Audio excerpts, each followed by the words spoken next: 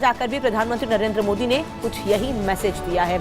इसके पहले भी समय समय पर जानवरों के प्रति, बेजुबानों के प्रति प्रधानमंत्री का लगाव हम देखते रहे हैं और इस तरह के से कई मैसेजेस प्रधानमंत्री लोगों वनतारा जिसका निर्माण ही खासतौर पर इसलिए किया गया था कि वो प्रजातियां जो विलुप्त हो रही हैं उनका संरक्षण किया जा सके और कैसे उनकी देखरेख हो रही है। आपको हर प्रजाति के जानवर यहाँ मिलेंगे, पशु पक्षी सब देखने को मिलेंगे क्योंकि उनका वहाँ संरक्षण किया जाता है और प्रधानमंत्री नरेंद्र मोदी भी इसी तरीके से वहाँ पर जाकर उनके प्रति अपना लगाव जाहिर कर रहे हैं। और एक बड़ा मैसेज भी है कि कैसे पर्यावरण को बचाए रखना जरूरी है, खासतौर पर पर्यावरण संतुलन कितना जरूरी है, क्योंकि पर्यावरण संतुलन के लिए इन जानवरों का जीवित रहना बहुत जरूरी है और उनको कैसे जीवित रखा जाए, कैसे संरक्षित रखा जाए।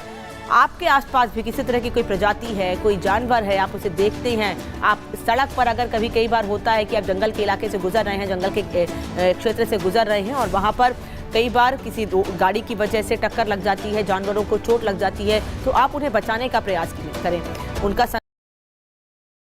उनका संरक्षण करें। किया जाता है किस तरह के से इन वन्यजीवों को संरक्षित रखने के लिए कदम उठाए जा रहे हैं। पूरे दिन वहाँ पर जो स्टाफ है वो लगा रहता है उनकी सेवा में।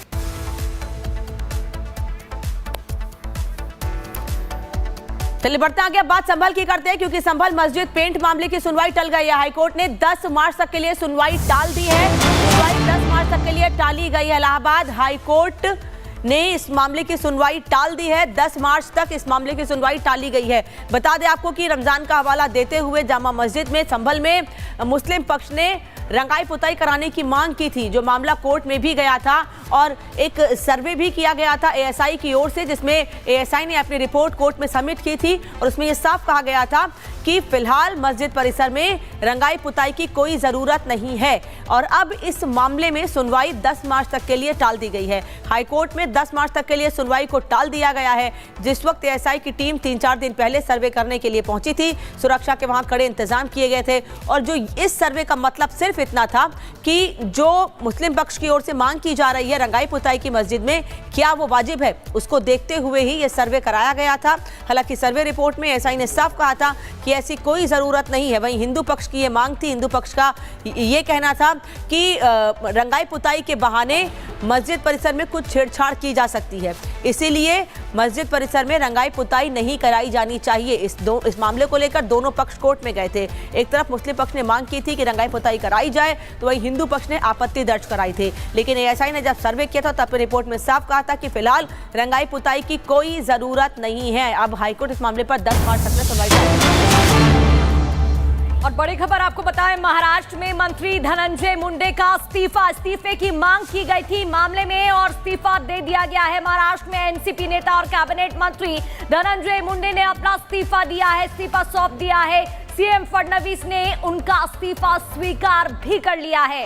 मी स्वीकारलेला आहे आणि पुढील कारवाई करता तो माननीय राज्यपाल महोदयांकडे पाठवलेला आहे। त्यामुळे मंत्री धनंजय मुंडे यांना राजीनामा स्वीकारून या ठिकाणी मुक्त करण्यात आलेलं आहे। आज महाराष्ट्र के मंत्री श्री धनंजय मुंडे इन्होंने अपने पद का इस्तीफा मुझे सौंपा। मैंने ये इस्तीफा स्वीकृत किया है और अगली कार्रवाई के लिए मैंने ये इस्तीफा राज्यपाल जी के पास भेज दिया है। सर उशीर झाला असं म्हटलं जात आहे।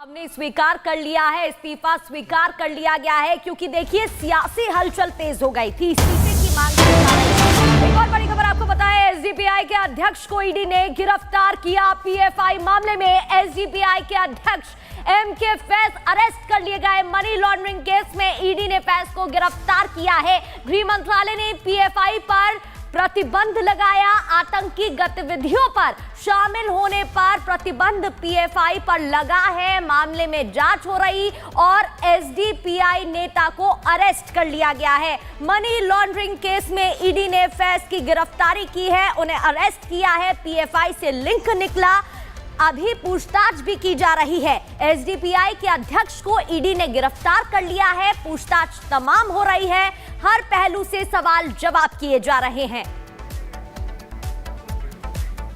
और यहां रुकना एक छोटे से ब्रेक के लिए। खबरों का सिलसिला लगातार रिपब्लिक भारत पर यूं ही जारी रहेगा।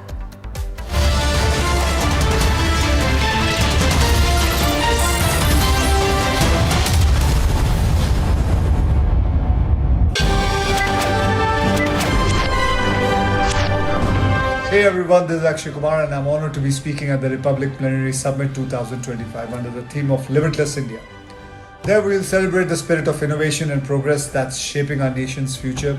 Now this summit is going to be a Power Pack summit and you can join me as we discuss the next chapter of India's transformation. So guys, see you on the 6th of March only on the Republic Media Network. See you there.